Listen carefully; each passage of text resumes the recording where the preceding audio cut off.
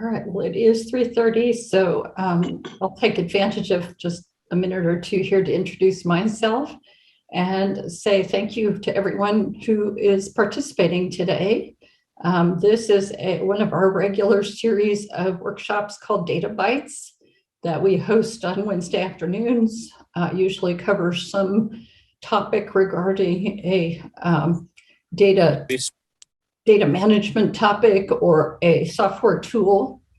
And today we have guests, and we are very thrilled to have presenters from Dell Technologies. So as the slide in front of you shows, Amir Bamanyari and Chris Hogan. So if you all would like to go ahead and get started and introduce yourselves, I think we can go ahead and turn it over to you. Sure. Thank you very much. Thank you so much, everyone, for sharing your valuable time with us today in our presentation. We truly appreciate that. My name is Amir Bamanyari. I'm an advisory engineer, or in a simpler terms, I'm a senior solutions architect in a team that is called by self-explanatory data-centric workloads and solutions at Dell Technologies.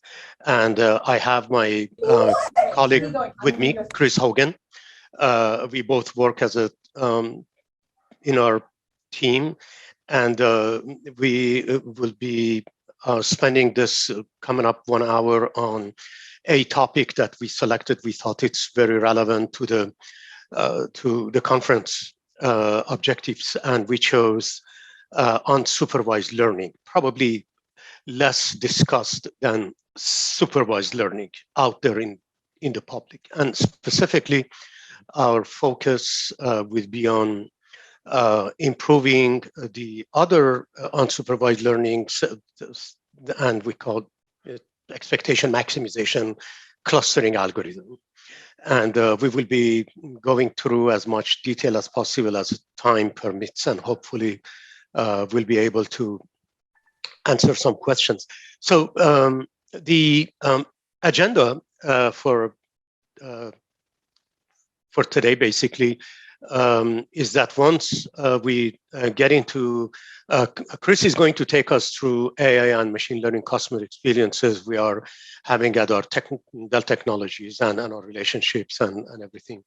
And then after that, I thought it would probably be a good idea, and Kay also suggested that in our prep meeting, that we would give an overview on generally what machine learning training and where all of a sudden unsupervised learning fits into that context, and what are the challenges of that context. We also look at one candidate algorithm, which is called K-means, pretty popular, and it works well.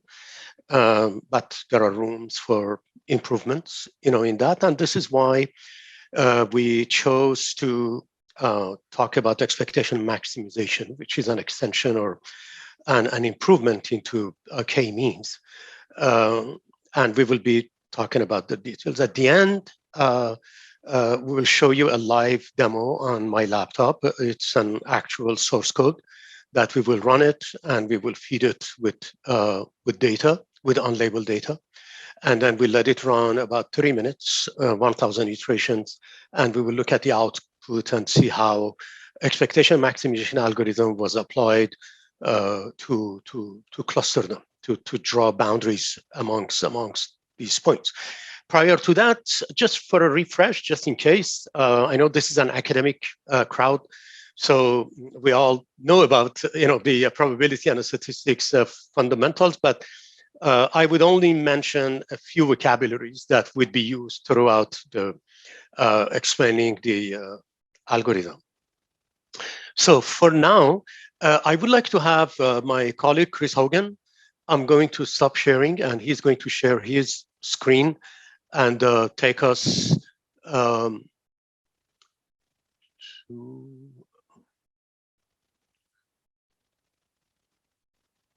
How can I stop sharing here?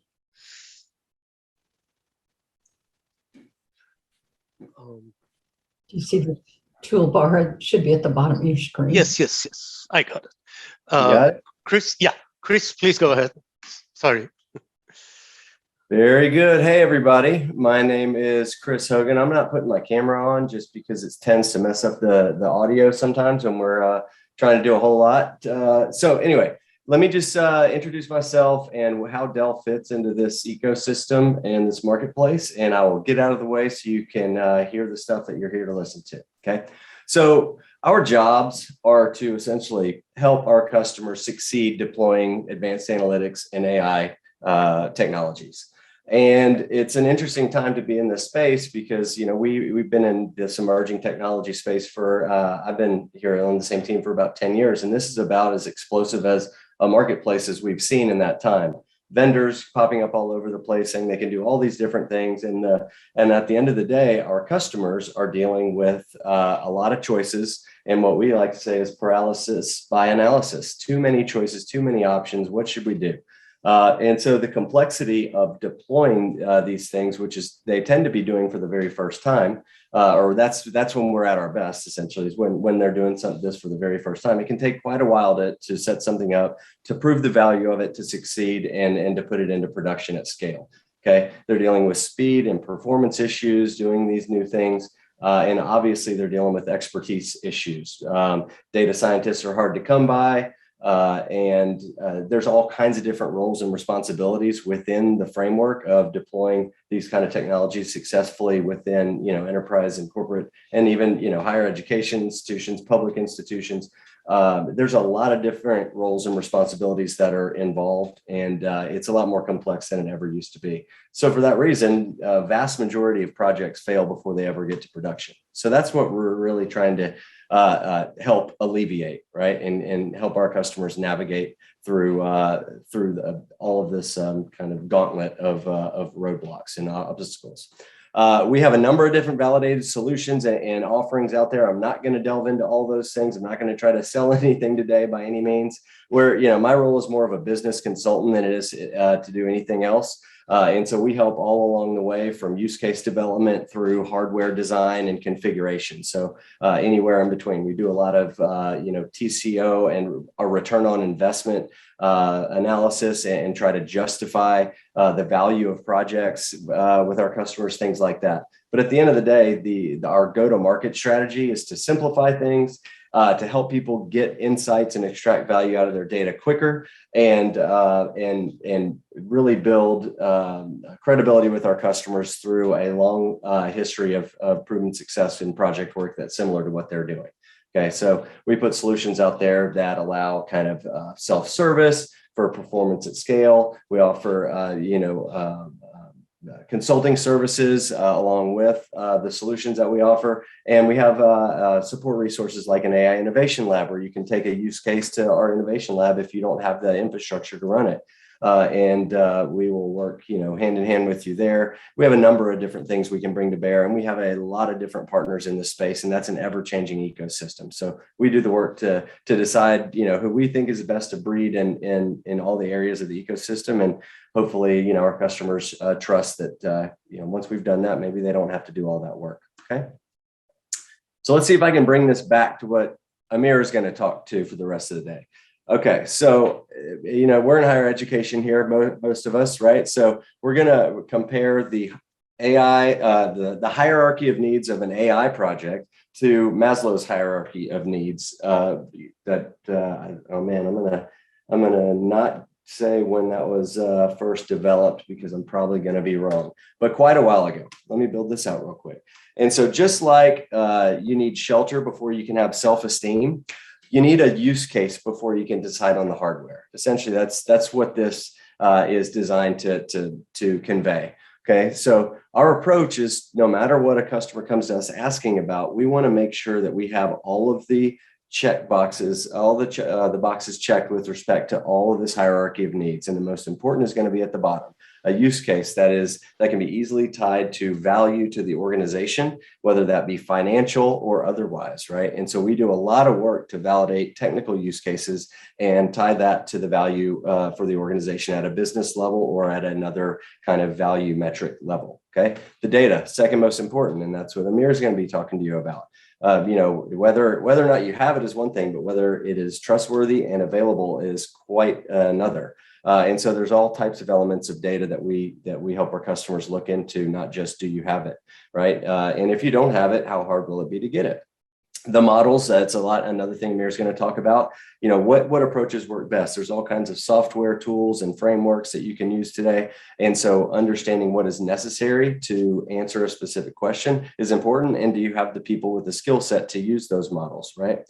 And then comes the software and hardware ecosystem. So software is one thing. It's, tools and frameworks. And I'm sure, you'll get into a little bit of that today. But then the IT environment itself, not just the hardware that you need for the performance and to hold the data and, those types of things. But is it an IT environment that will allow you to deliver the application stacks to the people that need them in a secure, governant, and time effective way and cost effective way. And so that's the order of operations that we look at when we're talking to a customer about a project and overall initiatives.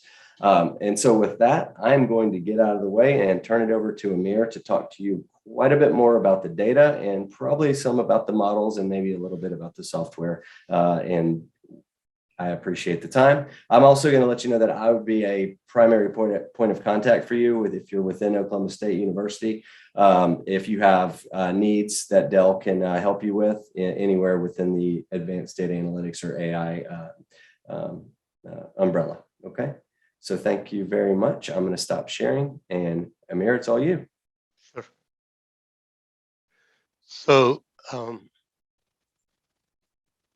okay. So this is our contact email address in case if any questions at the end of the session or after the session, if it comes up. It's pretty straightforward, ai.assist@dell.com. So like Chris mentioned, it is imperative that we start everything as far as machine learning and artificial intelligence and applying the statistical methods, approaches to them from data. That's basically, without data, then we probably have to do something different. But what kind of data? There are, firstly, the supervised approach, which is most of the time you hear that people talk about supervised approach. And the reason for that is because that data is labeled. In other words, there is a set of features or given, and then there is an actual answer into that as well. So what we do as the outcome of the machine learning, we do a prediction.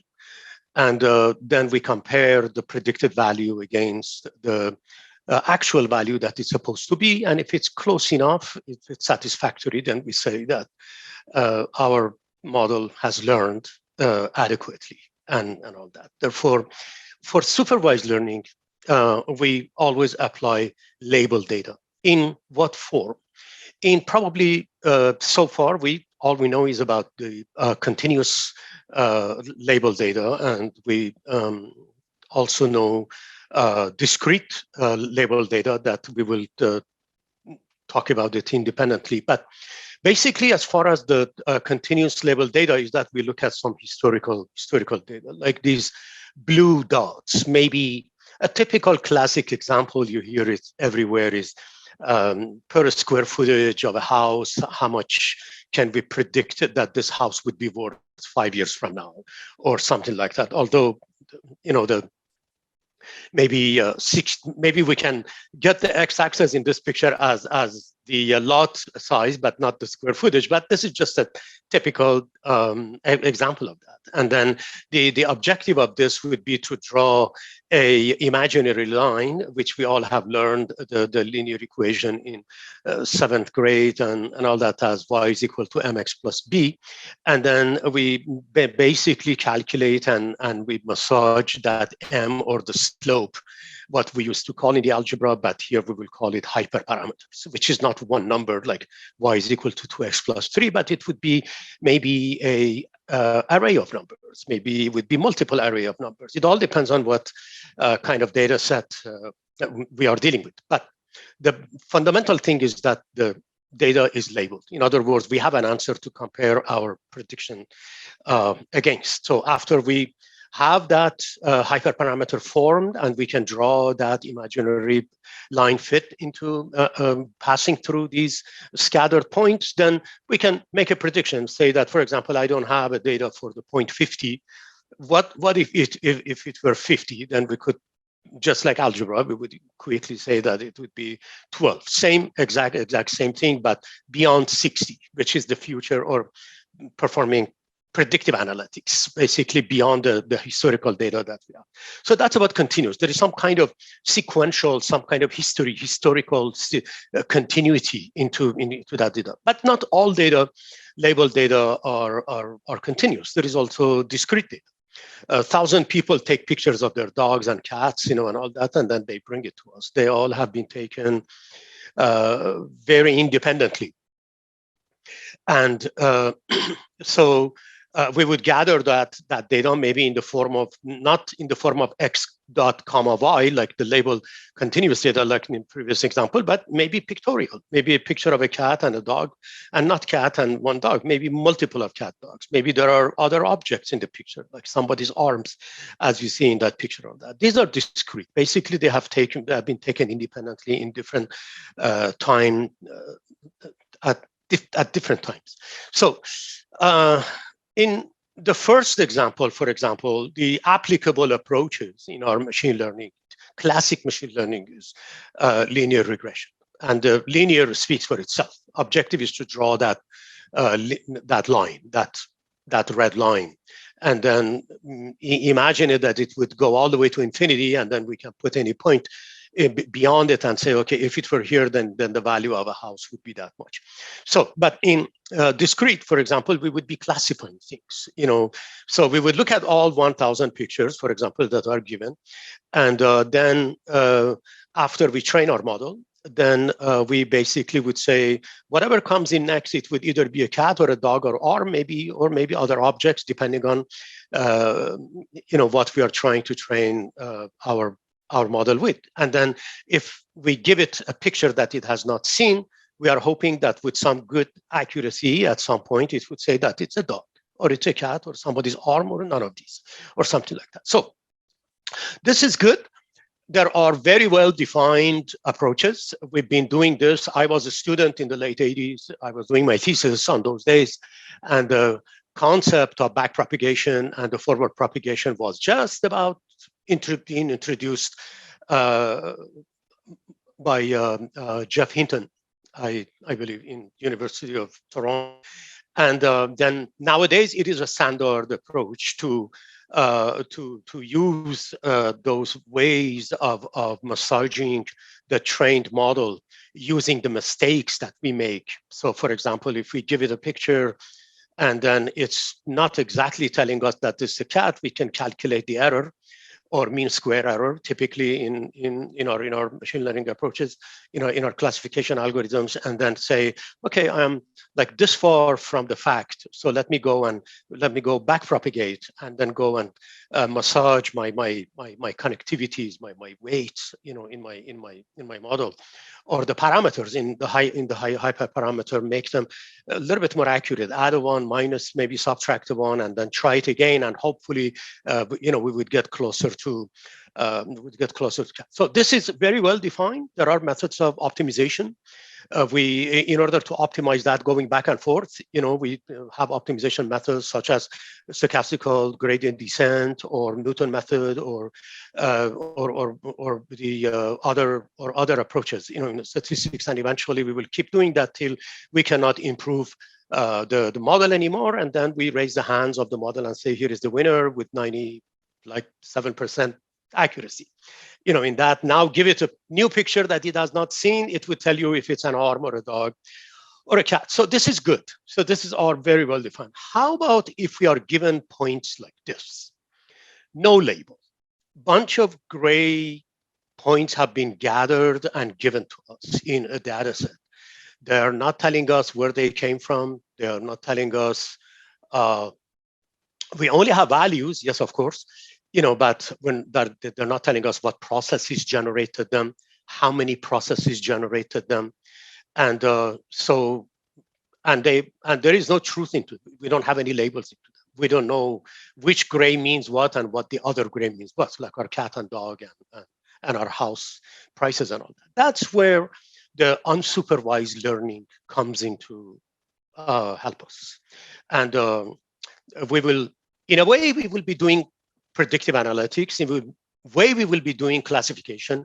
But by that, we really means we will be drawing imaginary lines and grouping these scattered points and try to put them in their own classes or in their own families as close as possible, and then maybe color code them, and then say, okay, these are all the blues, these are all the red, these are all related to each other for what reason? For the reason that our algorithm must figure out and then must prove to us using statistical methods, using Gaussian statistics, using Bayesian statistics, combination of both.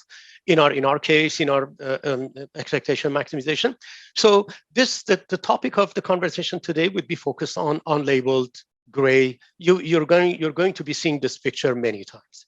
So so this is given to us. Now let's go and start learning and explaining how this algorithm that we have in mind would actually works. So given this picture, and what are the challenges? Again, since we don't know anything, we're blindfolded, into that.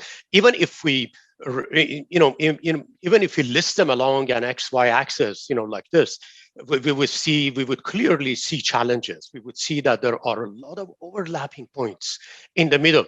And looking at just that picture in the middle, then we don't really know what really that dark gray was. Where did that come from in the left picture? But we know that somehow they got grouped, in there. Also, if you look at the leftmost and rightmost, these are the outliers, basically. What are those outliers? How do we draw the lines and throw away outliers into green and put some outliers into the red, and all that? So this is basically one of the main reasons that we need to be looking at the statistical methods. So eventually, what we would be after on the picture on the left-hand side, we would like to have a picture on the very far right. We would be able, after we execute our algorithm, and then the algorithm would tell us that this group is yellow, these pictures somewhere next to yellow are blue, then green, and then, for example, red. And if we think that there should be more than 4 colors, we can do that for 5 colors, for 10 colors, and all that. But for the simple example today, throughout the presentation, we would be assuming that we would be hoping that we would have 4 groups or 4 clusters, if you want to do that. So these are our challenges. So let's go move forward. Okay, so these circles that I had in my picture, I was also trying to mention that these are basically the boundaries, that maybe we would be running multiple algorithms for clustering, and maybe some of these blues, outside of that green on the left-hand side, maybe they would become yellow, depending on how accurate, we would be running. So there is a lot of challenges, but we can only do our best, and use our approaches, that we know in statistics and in probability to do our best and draw and separate and cluster these points as much as possible. So, and let me go to the next slide. So, so let's start. So let's say that we're given a bunch of points like that. I mentioned that we are going to be looking at 4 colors or 4 clusters. How do we know that it's 4? I mean, maybe it's 10, maybe it's 20, and all that. So this is one big question, that we would be asking ourselves. And there are so many ways and approaches and suggestions and recommendations, that are out there. A lot of them are applicable to certain problem domain, and they work very well, and all that. But the rule of thumb is that if we don't know anything at all, then the recommended way is to look at the downstream applications. Who is going to be using the outcome of this? and what are they? Then maybe we can guesstimate and say, because that particular application is going to be using the outcome of this, then probably 20 colors doesn't make sense. And maybe 2 colors doesn't make sense either. So maybe 4 colors make sense. And this is an example. For example, in market segmentation, maybe the Department of Marketing would tell us, okay, whatever you do with that data, this is going to be applied by an app that would be related into 4 classes of market. So we would, boom, quickly we know that. Let's assume that we are going to group them into 4 groups, and no more than that and no less than that. That's pretty obvious. It's pretty straightforward, and it's given. How about classic problems in physics, and all that? What about image compression? For example, in our video analytics, when we record the data and then we compress it, then at the other end, we want to decompress it. Then how do we know that we're not going to be losing color data, and all that? Well, we know whatever comes out color, it should be based on RGB, red, green, and blue. But we also know that there are gray areas or gray colored areas, areas where red and yellow and green may overlap, or maybe white would come out of all of these, or maybe pinkish, or maybe even more than that. So maybe at the end of the day, we would say, okay, rule of thumb, maybe it's safe to go with 7 colors, or 7 clusters, and all that. But somebody would come and say, no, in that video picture that we saw, there are like another 50 gray areas, that may be a combination of these colors within certain ranges and all that. So we should always look at the downstream application as a good practice, and all that. So, and these are 2 very typical examples. There are other examples too. For example, Google. When we do a search, they quickly gather a huge number of links, but then they would categorize that for us. They would cluster it for us basically without not much of having a lot of labeled data, maybe a little bit of labeled data, but mostly unlabeled data. So they also make some assumptions, make also some assumptions through their clustering algorithms. And then when they list it, then we would see that they have been categorized probably in maybe 10 categories or 5 categories. That also comes probably from looking at the question that was asked and then guessing and predicting that where the results of that are going to be applied. Therefore, their best guess would probably be 15 categories of links and all that, and so many other, even in natural language processing, in NLP.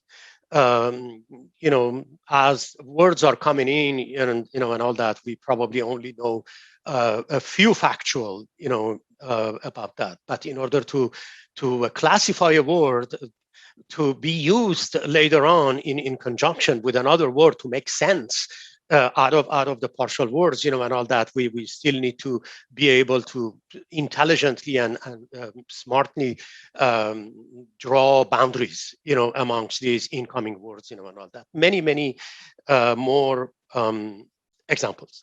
So let's look at the available algorithms. There are so many clustering algorithms, but probably the one that comes quickly into somebody's mind would be k-means. If you search for something like that with k-means, it quickly comes in.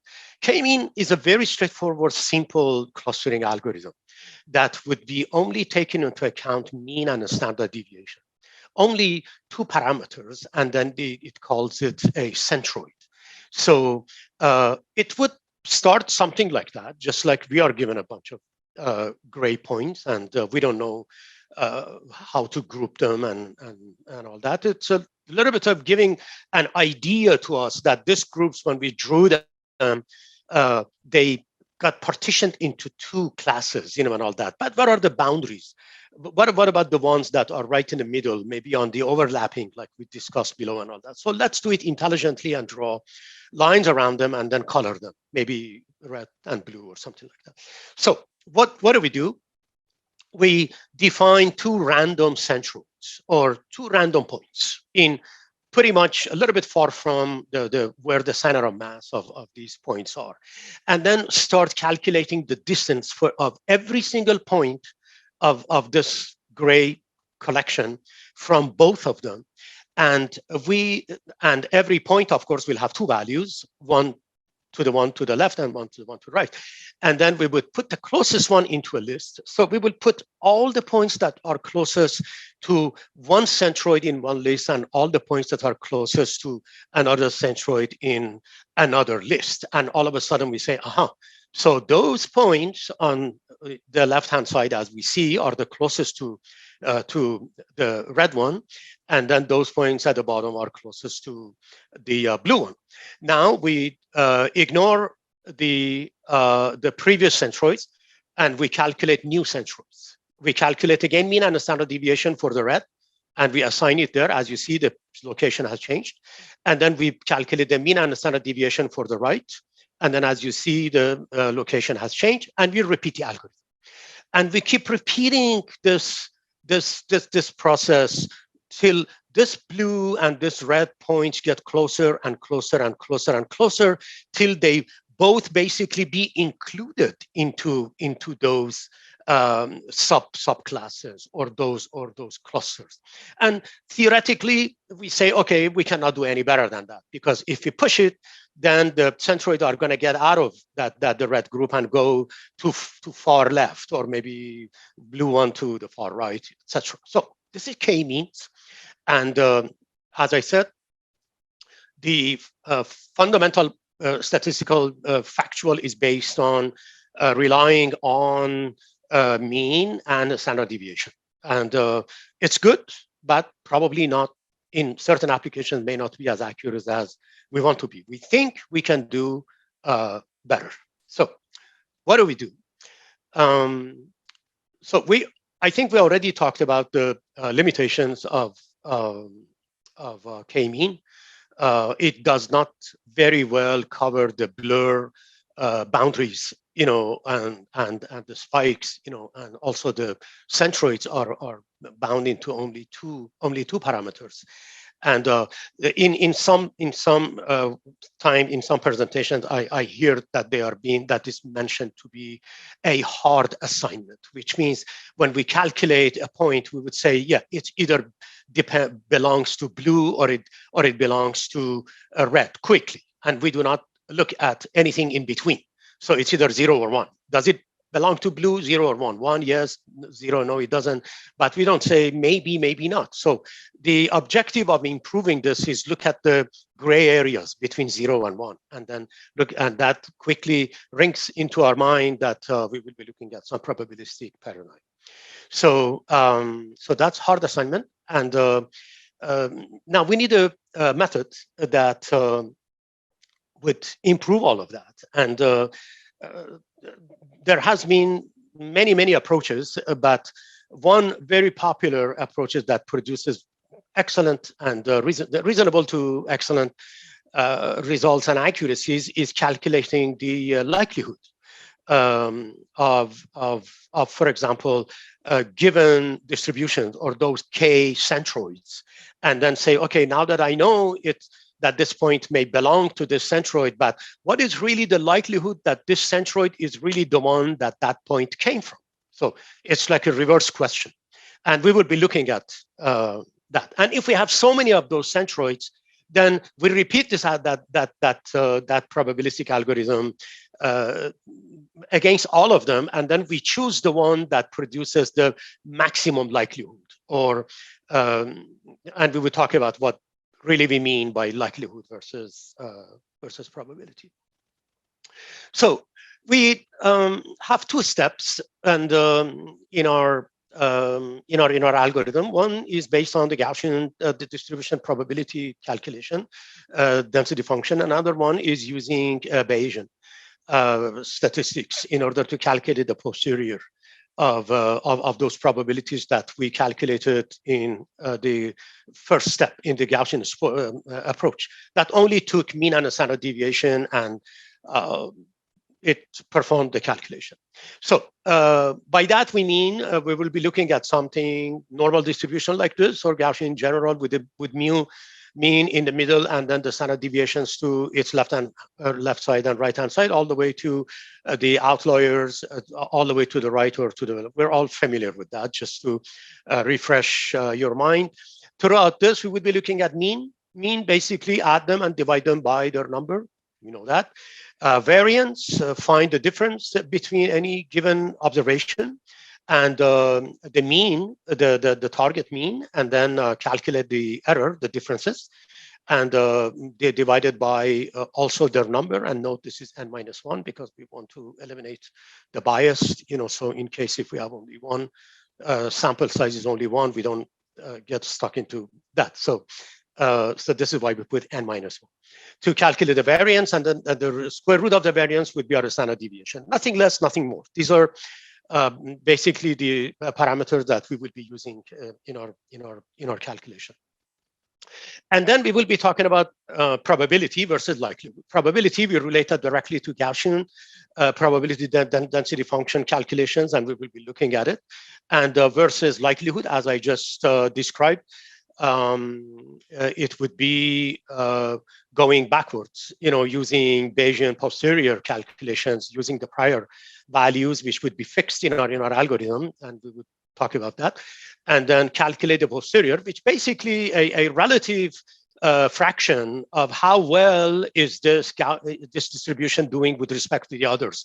And if it's doing better than the others, we assume that this is where the point belongs to, or this is that portion of the cluster, that particular cluster that the points belong to. Then for our example, we are going to be assuming that we have four distributions, like we just said. So you would see four of these bell curves right next to each other, A, B, C, D. And even the source code that I will show you would also assume that there are four distribution, and it will run it for four distribution. So given our gray points, let's try and see how we can get the colored clusters. And that's when we say hello to our unsupervised learning algorithm. So any questions before I dive into the statistics concept? So basically, okay, so if no questions, then so if we understand a single model, if we don't deal with multi-models or many distributions, it's only one single model, it's pretty straightforward. We have a bunch of words, we know where they came from, we quickly calculate their mean and a standard deviation, and then next point that comes in that doesn't belong to them, we calculate its distance and then make a judgment and say whether it belongs to this single model cluster or it's not. So that's a one size cluster. And for that, all we need is just to use Gaussian, assuming that this came from a Gaussian distribution, Gaussian probability density function, and read it from left to right would be that given mu and standard deviation on there, what is the probability that X belongs to this distribution? And this formula on the right-hand side, it is seen, I don't need to go through it.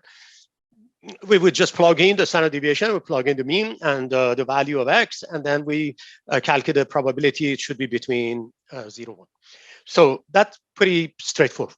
And then in that case, we would be happy camper. We would just say, okay, this is only one distribution and one mu, one standard deviation, and we can quickly assign it, or don't assign it and say, no, it is extremely far. It is probably beyond the outliers, and all that, and the probability is too small, so it doesn't belong there. But how about if we have multimodal?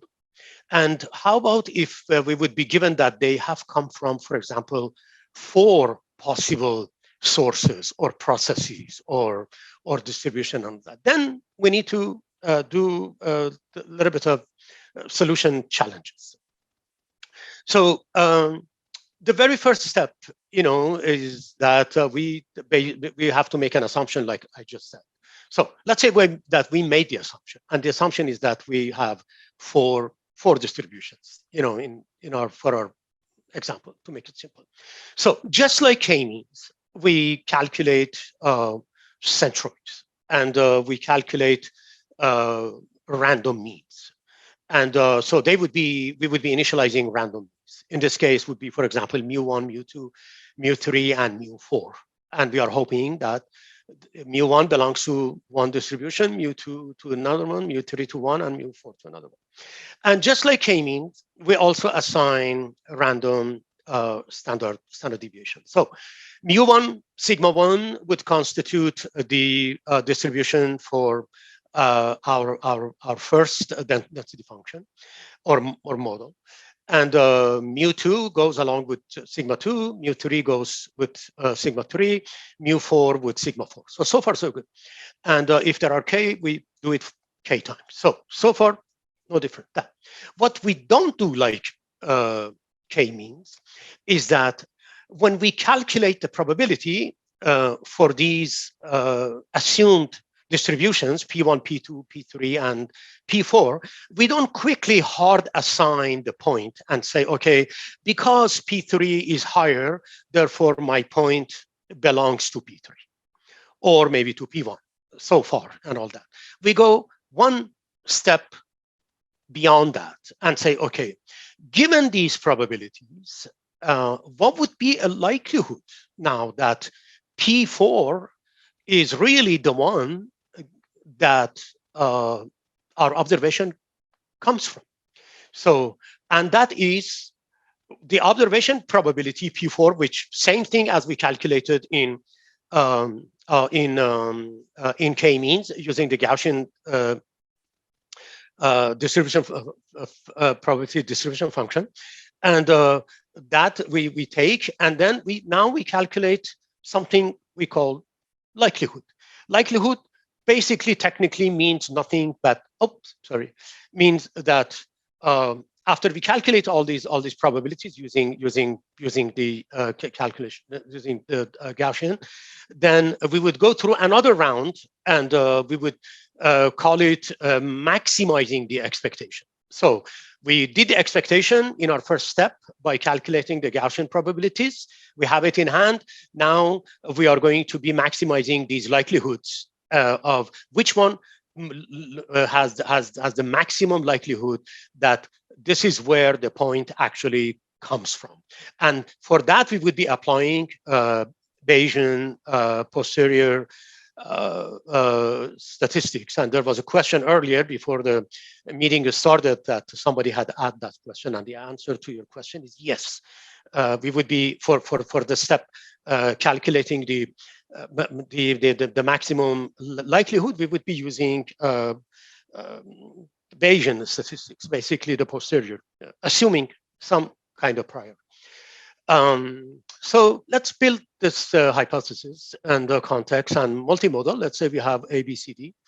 And then let's say we have already calculated our Gaussian probabilities. For K, I just shortened it to ABC for now, just to save some space on my PowerPoint. So, and then we calculate the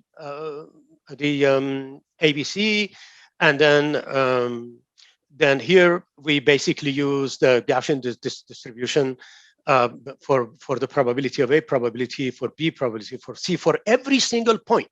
Let's say we have 1,000 points. Doesn't matter. For every single point, we repeat this process, and then now we have for example, if we have 1,000 points, we would have 1,000 of these X sub i's. So with the X1, X2, X3, all the way to X1000. Now we have 1,000 probabilities to take a look at, and then go ahead to the next step and then calculate our maximum likelihood. So now for that, we would be using the Bayesian statistic, Bayesian posterior. And we would say that the first formula on top, we read it as given B, what is the probability that X belongs to B in that red oval? Now we would say, given X, what is the likelihood that X came from B? And for that, we do nothing, but we use the probability that we calculated in step 1, and we make it in contrast to all the probabilities that we calculated for all the distributions. So in this case, in the denominator, you would see A, B, and C, all of this, or D, for making it more complete.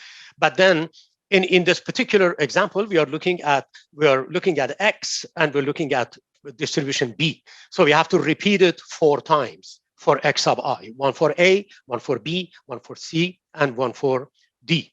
And then every time we would be applying Bayesian, and then calculate the posterior probability, on that. And whoever scores more, we would say that it is likely that this one that scored more amongst 4 for point X is the one that X came from.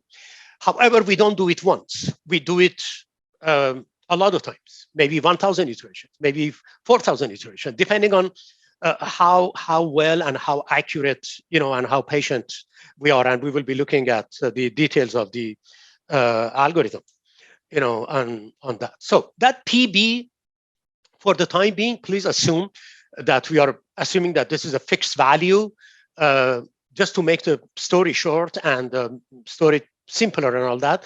If, for example, I have 4 distributions, A, B, C, D, then the prior probability used in that posterior would be 1 divided by 4, or 25%. And if it is 5, then 5 distribution would be 1 divided by 5, and so on. Just not to complicate the matter. So at the end, we would have an array, a very well enriched array of for 1,000 points. For each one of them, we will have 4 projected posterior probabilities, and then we will go through the row and say, this one, after all these iterations and after all these rounds of running it, and all that, it scored highest. Therefore, most likely, this X on the left, one of the 1,000, belongs to this one of the 4 probability distributions, and then we color it green, for example. And we do the same for everything that is relevant to the other 3, to blue and yellow and red. So, and we repeat, like I just mentioned, we repeat this algorithm till we get satisfied. There should be some kind of convergence that we have to agree upon. For the example that I will be showing you, my time of convergence, I have, because we don't have much time, usually it takes about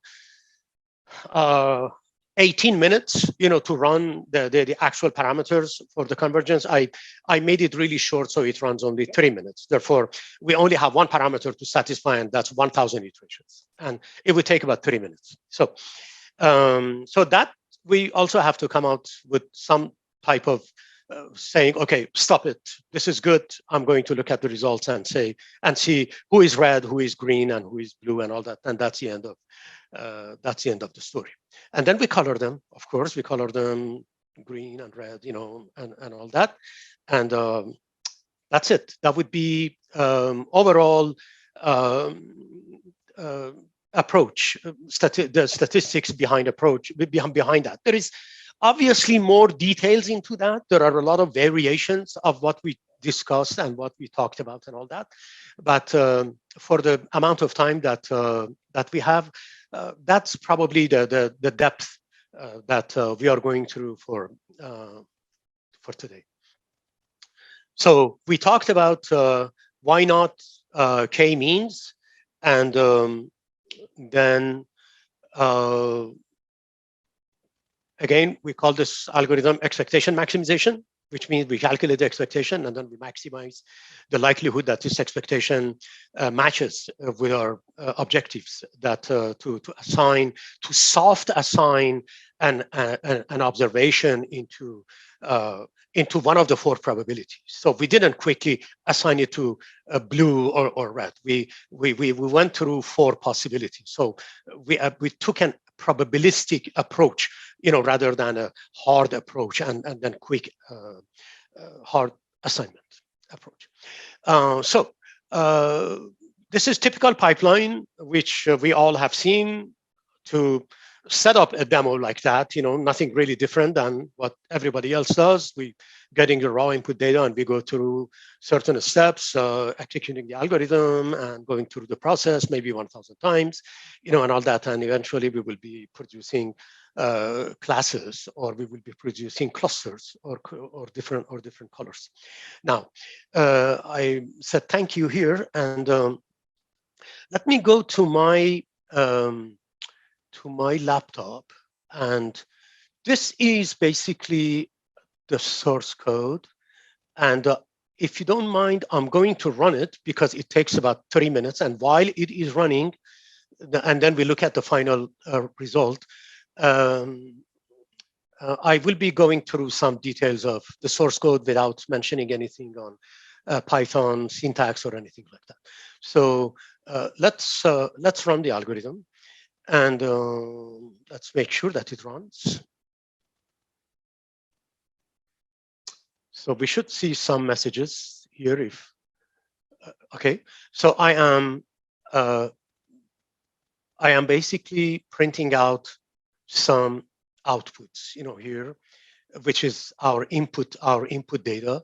I also printed out some sizes of these input data, and also the size of the list that contains the mu, or size of the list that contains the standard deviation, and then size of the list basically that would contain the final partitioned values and all that. Since we are going through 1,000 iterations, every 50 iteration, I am printing out that we're here. So it started with 0, then 50 iterations, and then the next one should be 150. And if that's the case, then we know that we are on the right track. Okay, so we're on the right track. So let's go up and initialization. In this algorithm, we have 1,000 rows, as I mentioned below, and we are being factual that there are 4 distributions. So I divided them. The first almost 1,000. Let's say the first 250 rows to x1, the set of x1s and set of x2s, x3 and x4, and assuming that these come from our distribution. We also did some random assignments on our for our mu and for our standard deviation. We built our lists, here, and we put the final result in something we call theta. And then here are the messages that we just saw, the output that came from, it actually came from these messages. Now, I don't want to go through loading the data and all that. Is pretty obvious. Like I just mentioned, the prior probability that I said that we divided by 1 divided by the number of distribution. In this case, we have 4 distributions, so it would be 25%. So we would be setting up our data structure, here in order to satisfy the requirements of our algorithm. And then here we start our expectation maximization algorithm by running this method called run EM, or expectation maximization. This is here we set the number of iterations to 1,000. We can play around with it. We can make it longer and even more accurate, and all that.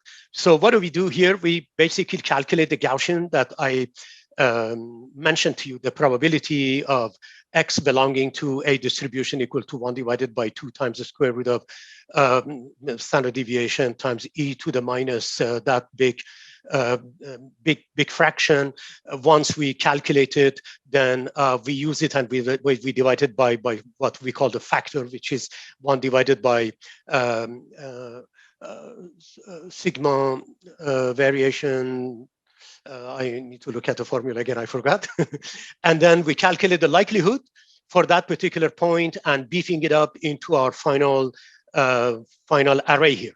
And then once we're done, we basically do the posterior calculation here. This is where we grab for that x sub I, and we divide it to the probabilities of all 4 that we calculated for the other 3 as well.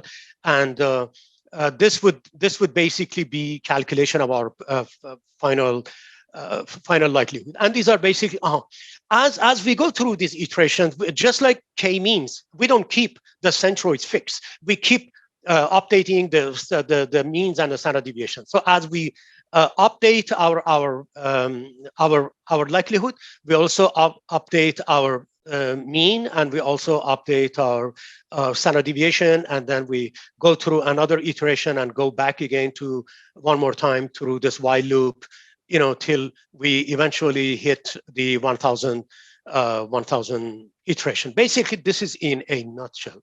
So let's go see how well we are doing so far. So we are about 900 iteration. We have 2 more messages to print out, and hopefully we would see that our 1,000 gray points would be clustered into 4 colors. So we see 950, and so this is really good timing. We're at the bottom of the hour almost, and so once we see 1,000, then we should also see a very nice clustered output, colorful clustered output. So we are busy right now doing the last 50 iterations. And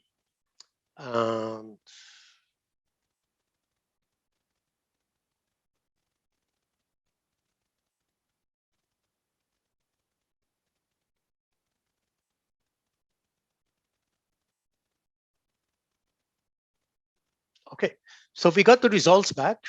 So this is basically the outcome of the given all gray points without knowing which one belongs to which category and all that. We, through our expectation maximization algorithm, we just described, we cluster them into 4 groups, into this yellow, into the blue, and into the green, and so forth.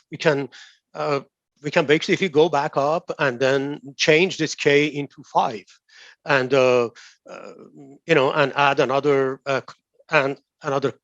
color here, maybe pink or something like that, and then the outcome, and then rerun it. We would basically will have 5 group of colors. In addition to these 4, we would also have a pink added to that. Now note, please, that look at these, because we only ran it a few times, 1,000 iteration, not many.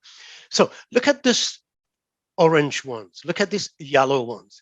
What are they doing here? They really should belong here if our algorithm had executed adequate number of iterations, and if we were patient with it and all that, we would definitely see that either they would belong to here, or if they're positioned based on their XY value, then they should either be green, or maybe they would be blue, and not they would be yellow. So these are the errors of our inaccuracy, basically because we didn't run it enough.